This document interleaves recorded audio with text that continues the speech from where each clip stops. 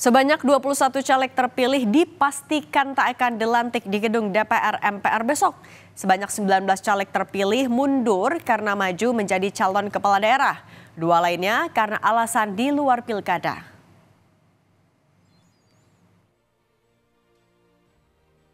Airin Rahmidiani dan Rano Karno jadi salah satu caleg yang tak akan dilantik pada Selasa besok. Airin yang nyalek dari Partai Golkar di daerah pemilihan Banten 3 mengundurkan diri karena maju menjadi calon gubernur Banten. Begitu pula dengan Rano Karno, caleg PDIP Dapil Banten 3 ini memilih maju sebagai cawagup Jakarta daripada maju lagi sebagai wakil rakyat. Padahal, keduanya telah ditetapkan KPU sebagai bagian dari 580 caleg yang lolos ke Senayan. Daerah pemilihan Banten 3, alokasi kursi 10. Dr. Haja Airin Rahmidiani SHMH Partai Golongan Karya, Rano Karno SIP Partai Demokrasi Indonesia Perjuangan, Habib Idrus Salim Al-Jufri LCMBA Partai Keadilan Sejahtera. 4. Profesor H. Sufmi Dasko Ahmad Partai Gerakan Indonesia Raya.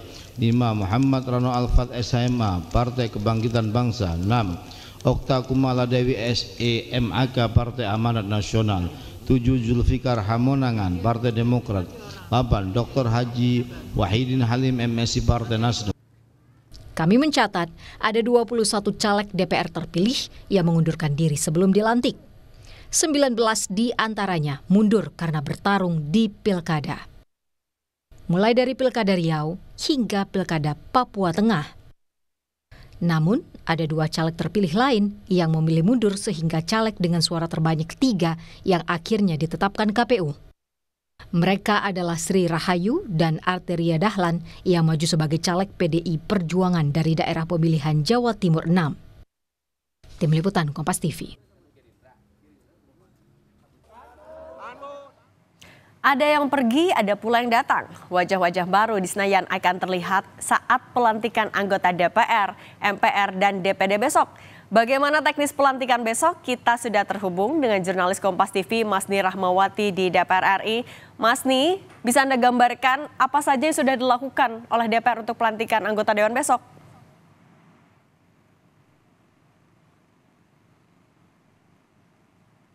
Melaksanakan gladi bersih jelang dari pelantikan anggota baru DPR, DPD dan juga MPR untuk periode masa jabatan 2024 hingga 2029. Tadi sekitar pukul 2 lewat waktu Indonesia Barat, ini gladi bersih sudah dilaksanakan. Tentunya juga kabarnya ini juga dihadiri oleh anggota-anggota terpilih untuk periode 2024-2029, sekaligus nanti juga akan ada pemberian lencana atau PIN keanggotaan baru seperti itu. Dan untuk dari bagaimana teknis pelantikan esok hari untuk pelantikan ini dimulai sekitar pukul 9:20 akan dibuka dengan pengumuman oleh Ketua KPU, yaitu pengumuman anggota tertua termuda untuk anggota DPR, DPD dan juga MPR. Selain itu, setelah dilaksanakannya pengumuman untuk anggota termuda dan tertua, dari Sekjen DPR ini akan mengumumkan pimpinan sementara untuk DPR, DPD dan juga MPR. Sekaligus nantinya untuk pelantikan esok hari akan dihadiri juga oleh Presiden Jokowi dan juga Wakil Presiden Ma'ruf Amin, dan akan dibuka rapat paripurna perdana untuk DPR periode 2024-2029. Setelah dibuka rapat paripurna ini akan ada pengucapan sumpah dan janji untuk anggota DPR, DPD dan juga MPR yang dipandu oleh Ketua Mahkamah Agung, dan nanti akan diakhiri dengan penutupan sidang paripurna. Kalau misalnya kita berbicara mengenai siapa pimpinan DPR pada periode 2024-2029, tadi dari pimpinan DPR Sufmi Dasko ini menyebutkan bahwa akan terus berpatok kepada Undang-Undang MD3, dan Undang-Undang MD3 ini tidak akan berubah.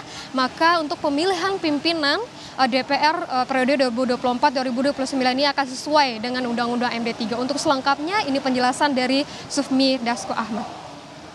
Ya, kan kita sudah sama-sama tahu bahwa dalam periode ini tidak ada perubahan Undang-Undang MD3. Nah, sehingga pimpinan DPR tentunya mengacu pada Undang-Undang MD3 yang masih berlaku pada saat ini.